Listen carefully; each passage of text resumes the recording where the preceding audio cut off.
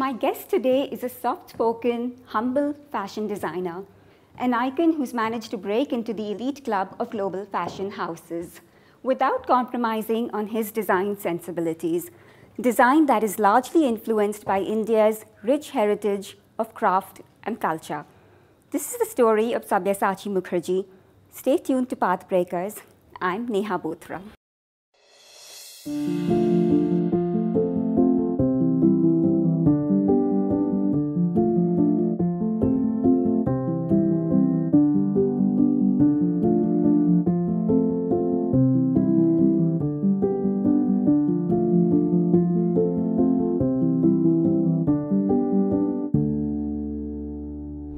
Sabya, thank you so much for speaking with us and having us in your beautiful home. It's so tasteful and it's just a delight being here. Thank you so much. Thank you. Thank you for having me. Sabya, I want to start by understanding a bit about your childhood. If you could share some anecdotes with us.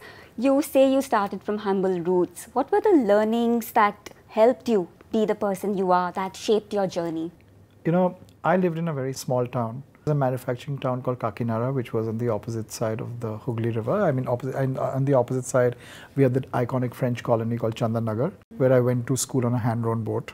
Rabindranath Tagore's summer home was right next to our school.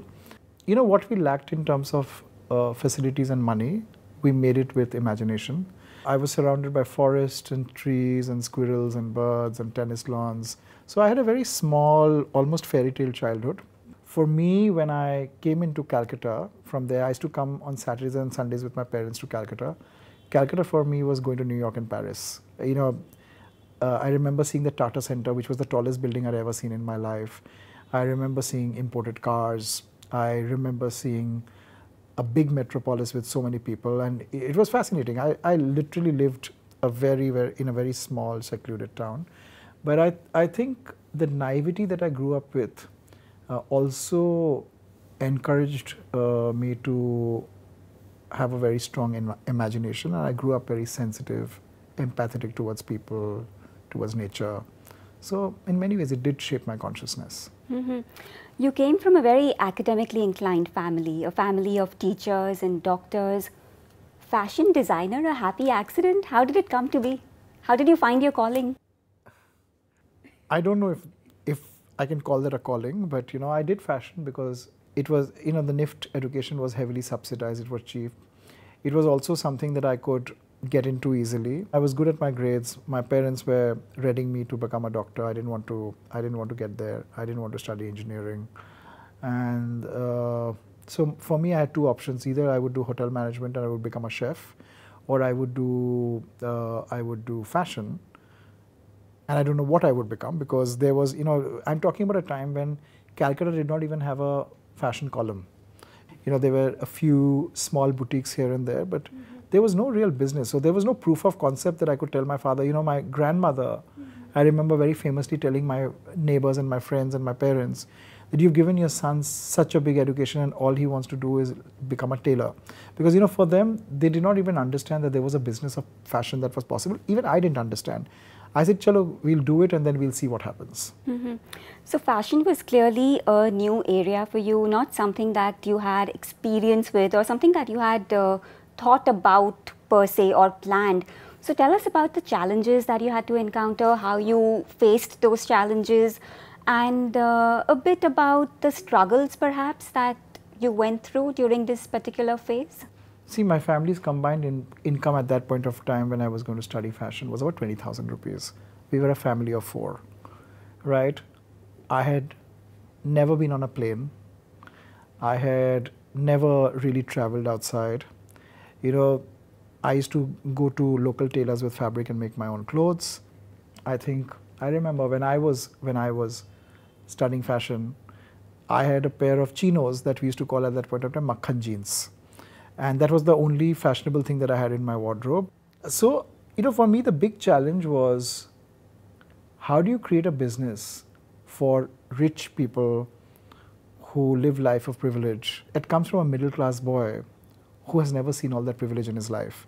So for me, there was a lot of learning and unlearning to do. When you sell to a customer whose lifestyle is alien to you, and yet you want to maintain a little bit of who you are in that business, was the first 1 or 2 years of struggle.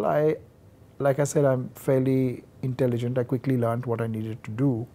And for me, it was just the orientation that was taking a little bit of time. What was the big turning point that really changed the game for you?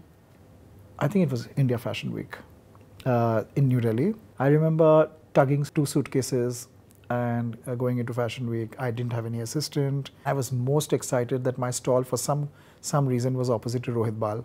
I remember going into a payphone and calling up my mother and saying, you know what, I've really arrived because they've given me a stall opposite to Rohit Bal.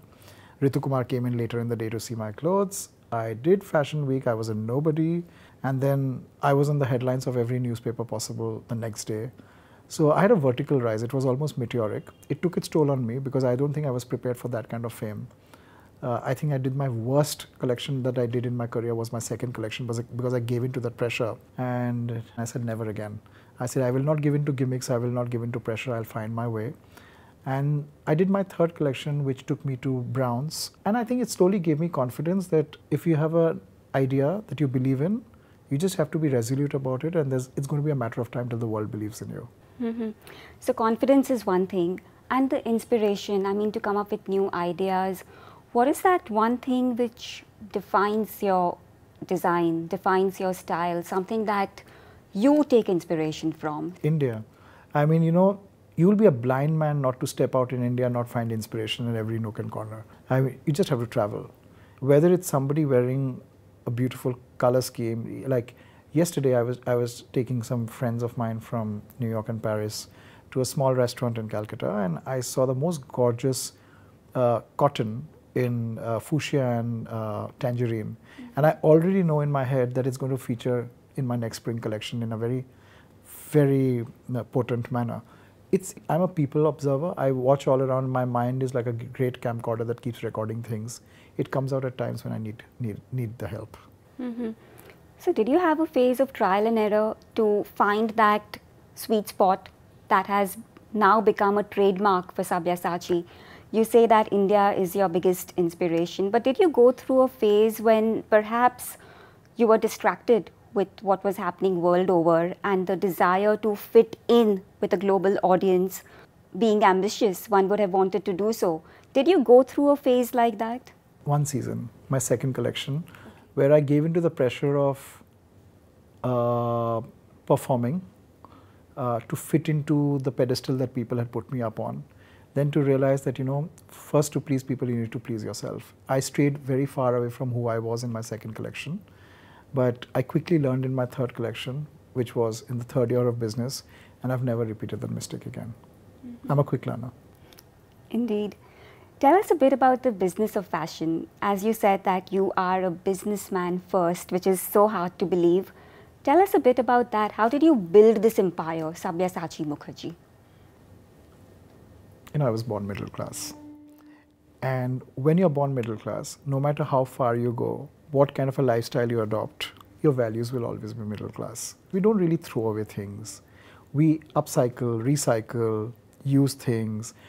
You know, I feel very privileged to be born middle class in India because I think it gives you a lot of clarity about value, and it also gives you perspective, a certain amount of humility, which when you start growing successful, they really become your markers or your codes that maintain your success in the first place.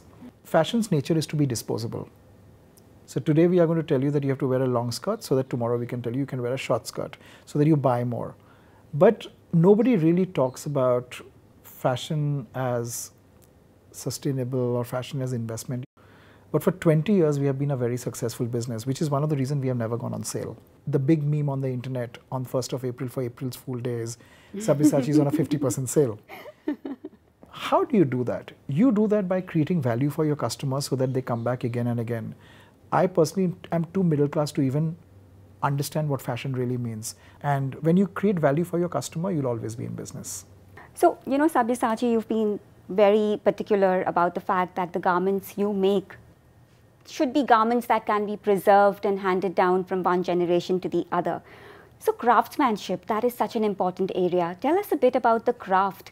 which is a dying form of livelihood in many areas of the country. How are you coping with this challenge? If you want craft to survive, you need to educate your consumer to buy more craft. It's all a function of commerce. If the wheels of commerce are turning and in motion, then craft will never die. One of the things that makes India so unique in the global platform is a heritage of crafts. For me, the relationship between a business and a craftsman starts and begins with making sure that the consumer is completely engaged. Indeed, it's hard to take away Indian craft and heritage from your collections. How did you cope during the pandemic, 2 years when there was so much uncertainty, and how did you cope with this big challenge? Was it a setback at one point? No, the company was very profitable when the pandemic came. Craft in India is paramparic. It's from the father to the son, son to the grandson, and so forth. And and I told myself that, if we are selfish about protecting ourselves without protecting our community, it's going to come to bite back. Mm-hmm. And I said that we need to keep these people alive no matter what. And we struggled a bit, but we survived the pandemic. Business went down, 100% for sure business went down. But also, because the brand has had such a consistent goodwill, mm-hmm. and we have an impeccable track record, and people came to us. I'm very grateful. But tell me one thing, are you seeing signs of a substantial improvement in business? We are talking about a global slowdown. India is not decoupled from what's happening either. Is it translating into business? See, there's a certain amount of pessimism all over the world. It is probably because of many reasons. Mm-hmm. It's weather change, climate change, political turmoils, just a great economic depression that's beginning to set in. People are also very tired. People don't stop buying. They're just careful about what they want to buy and where they want to buy from.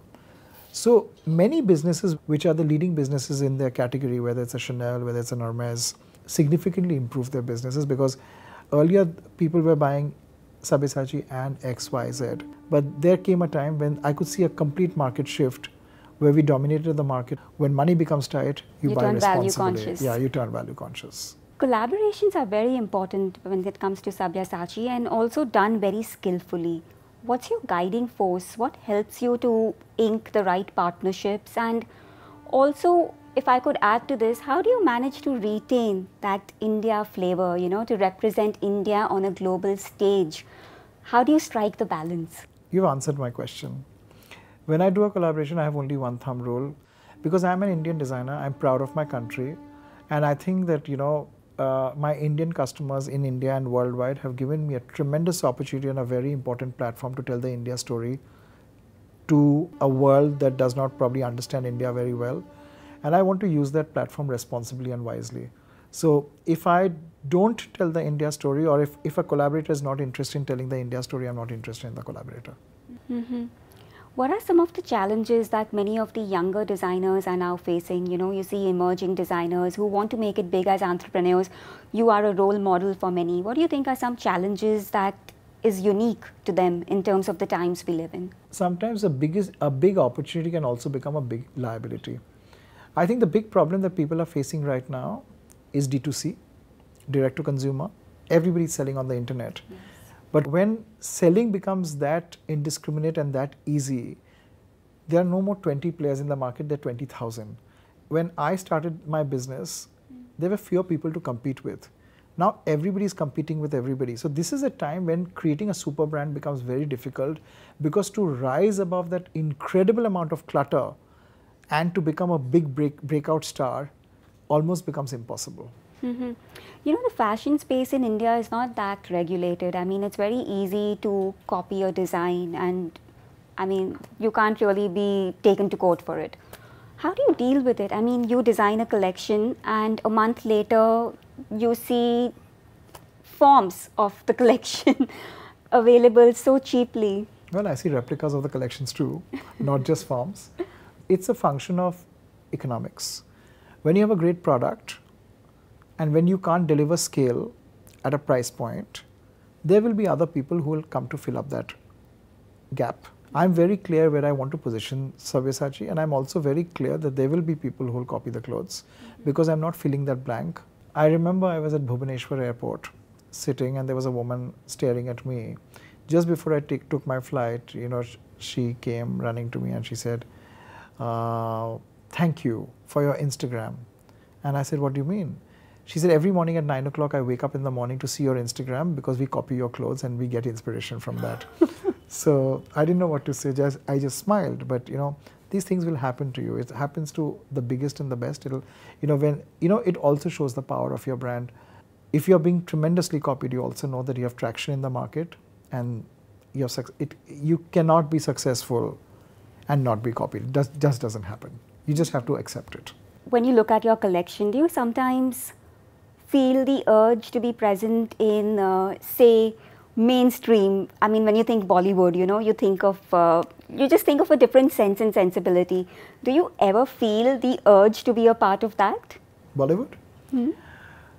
No. You know, if you see the trajectory of films that I've done, there was nothing Sabyasachi about the clothes except for probably Sanjay Leela Bhansali's Guzarish. I was offered some of India's biggest historical films by some of the biggest directors. I said no to it because, you know, when you're creating products closer to what you do as a brand, you're at the mercy of the director and the DOP and the actress and the actor. So you can never create a product according to how you envision it because there's so much of collaboration in it. When I design clothes for Sabyasachi, there is only one collaborator that I work with, and that's myself. So I like to control my narrative because at the end of the day, when people are paying a lot of money for my product, they're paying it for my mind, and I didn't want to dilute their vision. So I'm happy dressing up actresses for the red carpets in my clothes, but I'm not happy to do films anymore. Mm-hmm. So House of Sabyasachi, you know, it's India's... Unless I direct that film myself. So you have plans of directing a film? One day. And what will the story be? Well, I can't tell you, but it's definitely going to be a story. A biopic? No. It's not going to be a biopic, but it's going to be a story on idealism. Okay. I wish you could tell me more. It's going to be a story on idealism, and Calcutta is going to be involved. But you know, the next question I wanted to ask you was about House of Sabyasachi. You know, you represent India on a global stage, and I think it's one of the most well-known, if not the only well-known, Indian luxury brand. What plans do you have to grow the business, to expand? Any new areas you are looking to enter? Well, we are in some time we are going to be opening our first flagship in New York. And it's an incredible store. I don't think America has ever seen retail like this in their history. It's taken us 2.5 years to build. Mm-hmm. And I'm such a big believer of India. And there's so much of mediocrity that I see around the world. The only thing that stops us from making the Made in India brand successful is our belief in ourselves. I don't want to be arrogant about it, but rather I would say that I'm confident and optimistic about it, that there is going to be a time when the entire nucleus of fashion is going to shift to India. It might happen in my lifetime, it might not happen in my lifetime, but the way I see geopolitical forces shifting, India is going to be in such a vantage position to become a leader in the luxury business. Mm-hmm.